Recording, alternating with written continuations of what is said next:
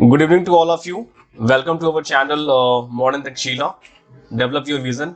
जैसा कि सभी पहले की तरह जो मैंने डिस्कशन किया था जल जीवन मिशन और COP26, तो आज आप सभी के लिए मैं एक इम्पॉर्टेंट बैंकिंग टॉपिक जो PCS लेवल से लेकर बैंक से लेकर PCS या फिर UPSC या फिर SSC किसी भी आप लेवल ऑफ एग्जाम अगर आप दे रहे हैं तो उससे क्वेश्चंस या उससे रिलेटेड जो चीज़ें हैं एग्जाम में वो आपको मिलेंगी।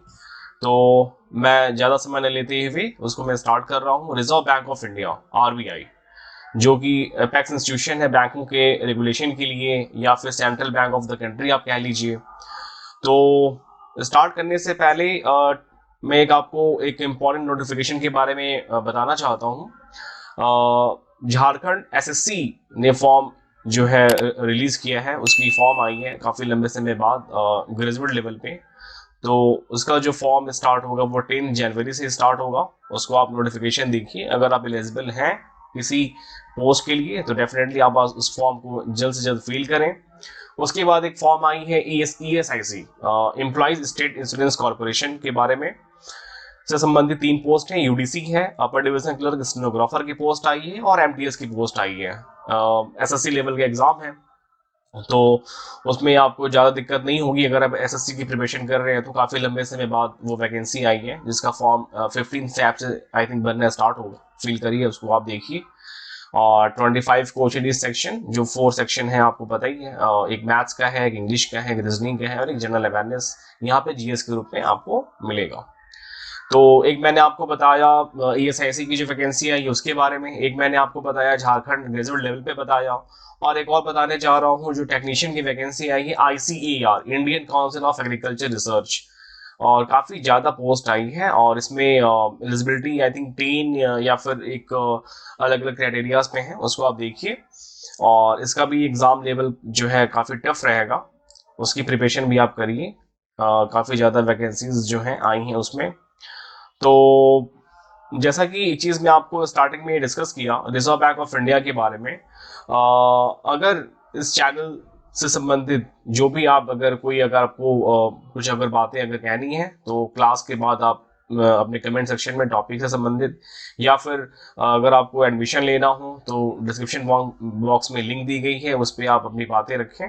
और जो दिए गए नंबर्स हैं उस पर आप कॉल करें ऑफलाइन क्लासेस के लिए मॉडर्न तक्षशिला। और चैनल को आप सब्सक्राइब करें, दोस्तों में शेयर करें कि जो भी हम करंट जो आपको इंफॉर्मेशन दे रहे हैं वो सभी तक पहुंचे। और अगर आप जो है इसमें कोई अगर आपको डाउट है तो आप जो है कमेंट बॉक्स में इसको आप जो है आप बताएं, ठीक है। ओके, तो चलिए स्टार्ट करते हैं। रिजर्व बैंक ऑफ इंडिया, तो इसमें हम सबसे पहले तो सभी लोग अगर एक कॉमन सी बात होती है रिजर्व बैंक ऑफ इंडिया के बारे में, अगर मैं क्लास में बच्चों से पूछता हूँ तो बताते हैं फादर ऑफ ऑल बैंक्स। ये सब चीज़ें कहने के लिए अच्छी हैं, बट कहीं ना कहीं इसमें जो है हम लोगों को और ज़्यादा जो है इंफॉर्मेशन ज़रूरत है कि कैसे इसको हम जो है एक्सप्लेन किया जाए। RBI के बारे में जो बेसिक से लेकर एक ब्रीफ जो डिस्कशन है तो वो मैं आपको बताने जा रहा हूँ। तो सबसे पहले ये आप देख रहे हैं स्लाइड में रिजर्व बैंक ऑफ इंडिया।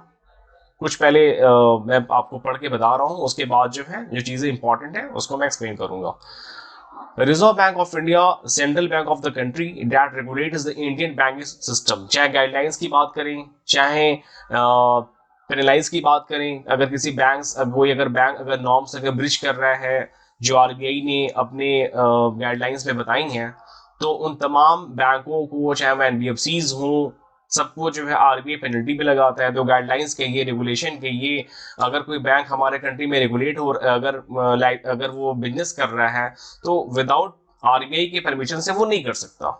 तो it is the central bank of the country that regulates the Indian banking system. दूसरा जो पॉइंट आप देख रहे हैं, RBI वाज एस्टैब्लिश्ड, ये आप जो देख रहे हैं central bank of the country, ये इंपॉर्टेंट है। और यहाँ पर हम लोग उसको कहते हैं क्या, आप यहाँ पर एपेक्स बॉडी भी आप कह लीजिए बैंकों के लिए, जो आपको कहना है वो कह सकते हैं। उसके बाद ये आप देख रहे हैं RBI was established on 1 April 1935 under which act RBI act 1934। और ये मैंने यहाँ पर एक लाइन ऐड कर दिया है नेक्स्ट लाइन में न बताते हुए, 1 जनवरी 1949 ये है आपका नेशनलाइजेशन ठीक है, तो तीन चीजें आपको यहां मैंने बताई। एस्टैब्लिशमेंट कब हुआ था? 1 अप्रैल 1935 अंडर विच एक्ट 1934, और नेशनलाइजेशन कब हुआ था? 1 जनवरी 1949। तो इन दोनों में कंफ्यूजन जो है आप मत रखिएगा। 1 अप्रैल 1935 ये फॉर्मेशन या एस्टेब्लिशमेंट ईयर है, और नेशनलाइजेशन जो है वो जनवरी 1949 है। किस कमेटी की सिफारिश पर, ये भी क्वेश्चन आता है, चाहे वो आप आरबीआई पढ़ लीजिए, नाबार्ड पढ़ लीजिए। अगर कोई भी गवर्नमेंट अगर कोई कमेटी फॉर्म कर रहा है तो उसका कोई चेयरमैन होगा, उसके अकॉर्डिंग जो है एक सर्वे होती है, फिर उस चीजों को हम जो फॉलो अप करते हैं। तो on the recommendation of Hilton young commission, जिसको रॉयल कमीशन के भी नाम से जानते हैं, और ये कमेटी फॉर्म कब की गई थी? ये की गई थी 1926। तो एक आपको ये ईयर मिला, एक 35 मिला, 34 मिला, 49 मिला, और एक और आपको आप यहाँ पे नेक्स्ट पॉइंट आप देखिए, the central office of the RBI, the central office of the RBI was initially established in Calcutta but was permanently moved to Mumbai in which year? 1937। ठीक है, तो कलकत्ता पहले राजधानी हुआ करती थी, पता ही आपको, ब्रिटिश गवर्नमेंट में। तो रिजर्व बैंक ऑफ इंडिया के में सबसे पहले जो चीज ये है कि central bank of the country है, एपेक्स इंस्टीट्यूशन है जो बैंकों को रेगुलेट कर रही है, उनको लाइसेंस प्रोवाइड कर रही है। अगर हम बैंक में अगर डिपॉजिट कर रहे हैं, तो अगर किसी भी बैंक में अगर हम जा रहे हैं, पैसे अपने डिपॉजिट कर रहे हैं, या फिर किसी भी तरह का लेन देन अगर बैंक से कर रहे हैं, तो ये हमारे दिमाग में बात कहीं ना कहीं है कि अगर हमारे कंट्री में कोई बैंक अगर रेगुलेट कर रहा है, बिजनेस कर रहा है, तो उसके लिए जो रिस्पॉन्सिबल जो इंस्टीट्यूशन है वो है आरबीआई। विदाउट उसके परमिशन या विदाउट उसके सारे नॉर्म्स को जो है मानते हुए ही कोई बैंक या कोई फाइनेंशियल इंस्टीट्यूशन जो है वो देश में बैंकों देश में पब्लिक के पैसे को अपने पास वो रख सकता है। तो इनकी इसके लिए मैं एक लाइन आपको यहाँ पर मेंशन कर रहा हूँ, और वो लाइन क्या है देखिए, यहाँ पे आप नोट कर सकते हैं। एक लाइन में to protect the interest of customer. बस, हम बैंक में लेन देन कर रहे हैं तो हम कस्टमर हैं। अगर हम यही अगर शेयर मार्केट में, या अगर मैं बता रहा हूँ एक लाइन और आपको, अगर यही हम शेयर मार्केट में अगर अपने पैसे को निवेश करते हैं, तो वहां पर हम क्या कहलाते हैं? इन्वेस्टर कहलाते हैं, है ना। तो शेयर मार्केट में अगर आप पैसे अगर आप अपने जमा कर रहे हैं, या किसी भी तरह का शेयर मार्केट में आप डील कर रहे हैं, तो उसके लिए जो संस्था है वो सेबी है। तो वहां पर हम लोग बताते हैं to protect the interest of investor. ठीक है, to protect the interest of जो है आपका इन्वेस्टर। ठीक है, तो अगर यही मैं अगर आपको इंश्योरेंस से संबंधित चीजें बताता हूँ, तो इंश्योरेंस से संबंधित अगर मैं आपको चीजें अगर यहाँ बता रहा होता, तो इंश्योरेंस सेक्टर के लिए जो रेगुलेटिंग बॉडी है वो है आपकी IRDAI। पहले इसको IRDA कहते थे, अभी IRDAI, insurance regulatory development authority of India. ठीक है, चलिए, तो चार बातें फिर से मैं रिपीट कर रहा हूं। फर्स्ट जो है वो फॉर्मेशन ईयर है 1935, उसके बाद act 1934, nationalisation 1949, Hilton commission 1926 formation, और सेंट्रल ऑफिस ऑफ आरबीआई जो मुंबई जो शिफ्टिंग हुई थी कलकत्ता से मुंबई, वो था 1937। ठीक है, चलिए नेक्स्ट आप यहां पे देखिए, इनिशियल कैपिटल ऑफ आरबीआई। ये क्वेश्चन एग्जाम में आता है कि इनिशियल कैपिटल आरबीआई का क्या था at the time of formation. तो वो आप देख रहे हैं कितना है? 5 करोड़। सेंट्रल ऑफिस क्या है? मुंबई है, जैसा अभी प्रीवियस हमने बताया। अदर जो ऑफिसेज कहिए, अदर या ब्रांचेस कहिए, वो है 31, इंक्लूडिंग 4 रीजनल ऑफिसेज। ये यहाँ पे मैं आपको बता दे रहा हूँ, जैसे ईस्टर्न रीजन, तो ईस्टर्न रीजन हो जाएगा कोलकाता, उसके बाद हो गया वेस्टर्न, तो वेस्टर्न रीजन हो जाएगा आपका मुंबई, उसके बाद आपका हो गया नॉर्दर्न रीजन, तो नॉर्दर्न रीजन हो जाएगा आपका न्यू दिल्ली, और साउथर्न रीजन तो ये हो जाएगा आपका चेन्नई। तो ये 4 रीजनल ऑफिसेस भी आप इसमें 31 में शामिल हैं। अच्छा, ये क्वेश्चन भी आता है कि फर्स्ट गवर्नर आरबीआई कौन थे? तो फर्स्ट गवर्नर थे sir Osborne Smith. First Indian कौन थे? तो ये थे सीडी देशमुख। ठीक है, और एट प्रेजेंट आप सभी को पता होगा शक्तिकांत दास जी हैं। शक्तिकांत दास जी को रिसेंटली जो है गवर्नमेंट ने एक्सटेंशन दिया है 3 इयर्स का। ठीक है, जिन्हें 2 इयर्स का एक्सटेंशन मिलता है, तो 2000 आई थिंक, जो मुझे याद आ रहा है कि 2024 तक ये आरबीआई के गवर्नर रहेंगे शक्तिकांत दास जी। ठीक है, ये पहले इकोनॉमिक अफेयर्स सेक्रेटरी थे, government of India, department of finance या मिनिस्ट्री ऑफ फाइनेंस में इकोनॉमिक अफेयर सेक्रेटरी। और बोर्ड ऑफ मेंबर्स आरबीआई कितने होते हैं? तो 21 होते हैं। इन 21 के बारे में हम एक्सप्लेन कर रहे हैं, आप ध्यान से देखिएगा। 21 कौन से 21? तो एक हो गए आपके गवर्नर, एक हो गए गवर्नर, 4 हो गए आपके डेप्यूटी गवर्नर, क्लियर है? एक governor, 4 deputy governor. 4 members from local board office, या जो 4 रीजनल डायरेक्टर्स हैं। जो 2 मेंबर्स हैं ये हैं मिनिस्ट्री ऑफ फाइनेंस के, और जो यहाँ पे लास्ट के जो 10 बचेंगे ये नॉमिनेट करता है गवर्नमेंट ऑफ इंडिया। तो अगर क्वेश्चन आए कि how many members of RBI board of directors, तो आंसर 21 यही आता है। ये पूरा कंसिस्टेंट नहीं आता, पूछेगा आपसे, बट जानकारी के लिए एक गवर्नर, 4 डेप्यूटी गवर्नर, 4 जो मेंबर हैं वो लोकल बोर्ड ऑफिस के हैं, यानी आरओस के जो डायरेक्टर्स हो सकते हैं। 4 जो 2 मेंबर्स हैं वो मिनिस्ट्री ऑफ फाइनेंस, और 10 मेंबर्स गवर्नमेंट ऑफ इंडिया। ठीक है, ये 21 को मैंने जो है कंसिस्ट करके आपके सामने रखा कि इसमें कौन से 21 मेंबर्स इसके सदस्य हैं। ठीक है, चलिए। अच्छा, साथ ही साथ में आपको यहाँ पर एक चीज और बता दे रहा हूं, जैसा कि 4 जो डेप्यूटी गवर्नर, जो 4 डेप्यूटी गवर्नर हैं, जिनमें पहले कौन है? तो पहले हो गए आपके Michael Patra, Michael D Patra वैसे।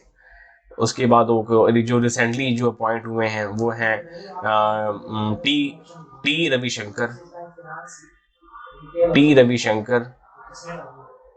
और उसके बाद एक आपके हैं महेश कुमार जैन। ठीक है, और माइकल पात्रा हो गए, टी रविशंकर हो गए, महेश कुमार जैन हो गए, और एक नाम जो है आपका, एक नाम मैं आपको जो है नेक्स्ट बताता हूं। ठीक है, अभी याद नहीं आ रहा है मुझे। ठीक है, तो ये नेक्स्ट जो 4th मेंबर है ये मैं आपको बताता हूं। ठीक है, चलिए नेक्स्ट देखते हैं। नेक्स्ट, एक मिनट,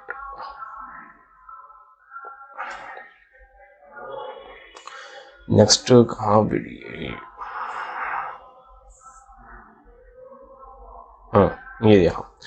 चलिए फंक्शन पे मैं फंक्शन को जो एक्सप्लेन करने जा रहा हूँ। सबसे पहले यहाँ पर देखिए, टू इशू करेंसी, है ना, सबको पता है करेंसी इशू करता है, लेकिन करेंसी में क्वाइंस को इशू नहीं करता। क्वाइंस को इशू करता है ministry of finance, government of India.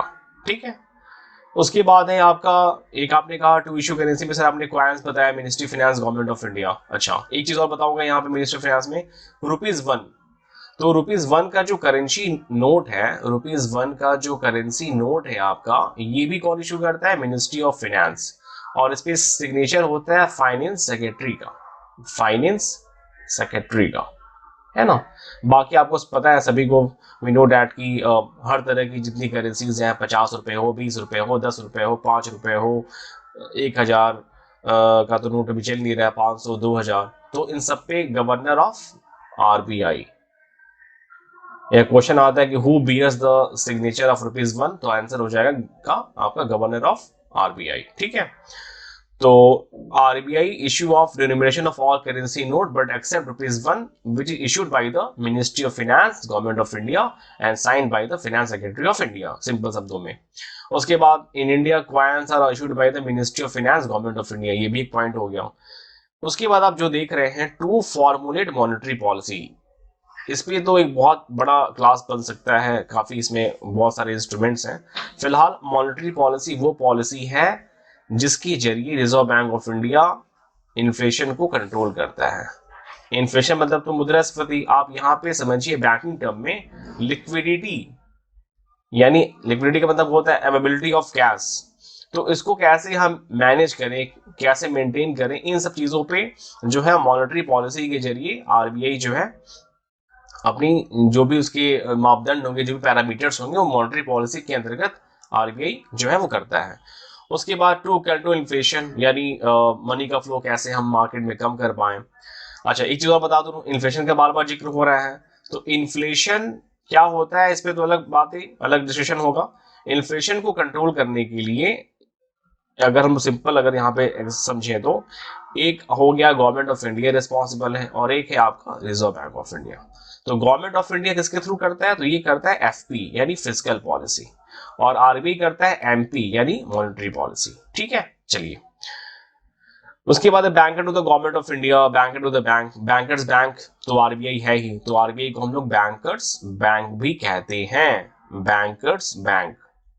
ठीक है, गवर्नमेंट के लिए बैंकर कौन है, तो आरबीआई है। चलिए ये लिखिए, इंपॉर्टेंट है, कस्टोडियन ऑफ एफईआर यानी फॉरेन एक्सचेंज रिजर्व। ठीक है, ठीक है, तो ये फॉरेन करेंसीज जो है मेनली, जो अगर कोई पूछे आपसे कि कितने टाइप ऑफ करेंसीज है, जो आरबीआई का जो फॉरेन एक्सचेंज रिजर्व का जो बास्केट, उसमें मेनली जो 5 करेंसीज हैं, एक हो गया आपका डॉलर, एक हो गया आपका डॉलर, एक हो गया आपका यूरो, एक हो गया आपका येन, एक हो गया आपका युआन या चाइनीज रिंग में भी कह सकते हैं, और एक हो गया आपका पाउंड। ठीक है, तो custodian of FER foreign exchange reserve. ठीक है, अच्छा नेक्स्ट जो है maintaining the external value of currency. तो हमारी करेंसी है रुपी, और रुपी की अगर एक्सटर्नल वैल्यू अगर गिरेगी अदर फॉरेन करेंसीज के कंपेयर में, तो कहीं ना कहीं डिवैल्यूएशन कह लीजिए, कहीं ना कहीं इसका प्रभाव जो है वर्ल्ड के मार्केट्स में पड़ेगा।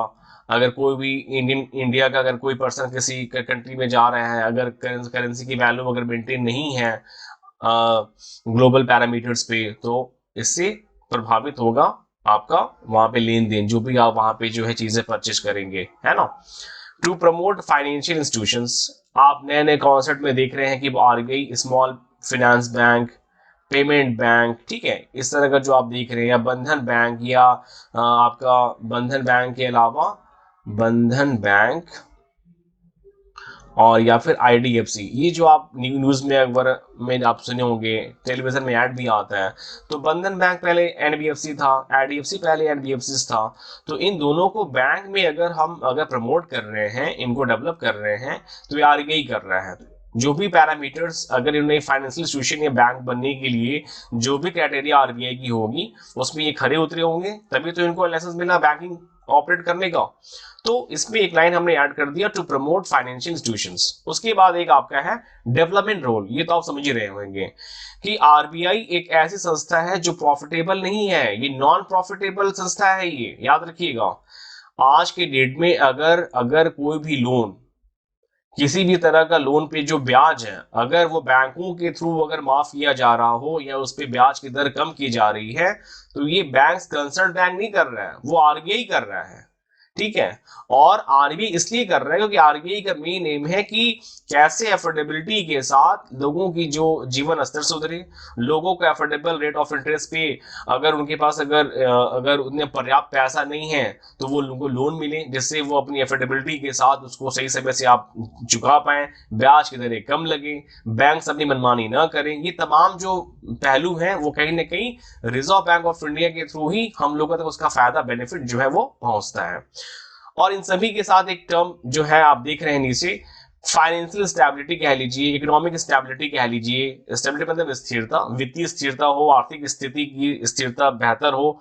इन सभी आरबीआई के जितनी भी फंक्शंस जो हैं और जितने भी आरबीआई की पॉलिसीज जो है वो क्रिएट करती है इकोनॉमी को बेहतर करने के लिए, तो अगर वो कहीं ना कहीं अगर मैक्सिमम से मैक्सिमम लेवल तक अगर उसका अगर एक तरह से उसमें इम्प्लीमेंटेशन होता है, तो इकोनॉमी हमारी स्टेबल होगी, फाइनेंशियल स्टेबिलिटी भी बढ़ेगी हमारी। और लास्ट जो पॉइंट है हमारा, to regulate the Indian banking system. तो to regulate the Indian banking जो सिस्टम, ये तो हमने स्टार्टिंग में ही बताया था कि इंडियन बैंकिंग सिस्टम को रेगुलेट करना, या फिर नए बैंक को लाइसेंस देना, या फिर क्रेडिट को कंट्रोल करना, किन बैंकों के लिए क्या क्राइटेरिया होनी चाहिए, वो तमाम जितने सारे आपके पैरामीटर्स हैं, उस पर रिजर्व बैंक ऑफ इंडिया सभी बैंकों की हित में काम करती है और उनको एक रेगुलेटिंग संस्था के अंतर्गत रखती है, ताकि वो पब्लिक का पैसा जो है वो मिसयूज न करें और जो हम बैंक में डिपॉजिट कर रहे हैं वो बैंक की लाइबिलिटी है। जो हमारे डिमांड पे लाइबिलिटी, जो अगर डेफिनेटली दायित्व तो होता है, रिस्पॉन्सिबिलिटी होती है, तो हमारे डिमांड पे हमें रिपीबल होना चाहिए। वैसे ही बैंक का जो एसेट्स लोन के रूप में जो मार्केट में है वो भी बैंक की तय सीमा के अंतर्गत बैंक को रिसीव होना चाहिए। और यही रिसीवेबल अगर नहीं होगा, बैंक को एक सर्टेन डेट पे एक जो उसका अमाउंट है, यही बैंकों के लिए हानिकारक होता है। और इसी को हम लोग एनपीए या फिर बैड लोन्स कहते हैं, stand for non performing assets. तो इस पे भी कहीं ना कहीं आरबीआई ने काफी ज्यादा काम किया है, वर्कआउट किया है। तो आने वाले समय में जो भी मैं वीडियोस बनाऊंगा आपको, तो वो सारे बैंकिंग के टॉपिक्स पे धीरे धीरे डिस्कशन होता चला जाएगा।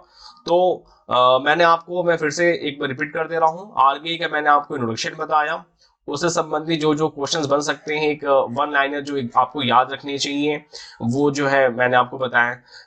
डेप्यूटी गवर्नर की में एक नाम जो है मैंने क्वेश्चन मार्क किया है, मैं उसको वहां पे ऐड कर दूंगा उसको। और फंक्शन ऑफ आरबीआई जो है ये मैंने आपको एक्सप्लेन किया।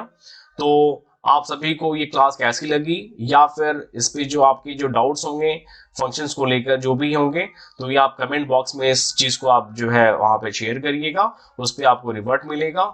जो भी आपको क्लास से संबंधित पीडीएफ चाहिए तो हमारे डिस्क्रिप्शन बॉक्स में लिंक दी गई है, टेलीग्राम चैनल आप ज्वाइन करिए, ठीक है। और कंसर्न जो नंबर्स दिए गए हैं उस पर आप कॉल करिए अगर आप ऑफलाइन क्लास से अगर जुड़ना चाहते हैं तो, ठीक है। और जो मैंने स्टार्टिंग में करंट जो नोटिफिकेशन का डिस्कशन किया था, तो मेरी रिक्वेस्ट है आप सभी से, आप अगर नोटिफिकेशन को अच्छे से आप देखिए, और अगर आप एलिजिबल हैं किसी पोस्ट के लिए कहीं ना कहीं हो गई, तो उसको आप फॉर्म को जल्द जल्द फिल करिए, ठीक है। और लास्ट में जो है आप सभी को एक चीज और बताना चाहूंगा कि प्लीज चैनल को आप सब्सक्राइब करिए, शेयर करिए, लाइक करिए, और अपने जो क्वेरीज हैं उसको आप जो है कमेंट में बॉक्स में आप जो है अपनी बातें रखिए। Thank you.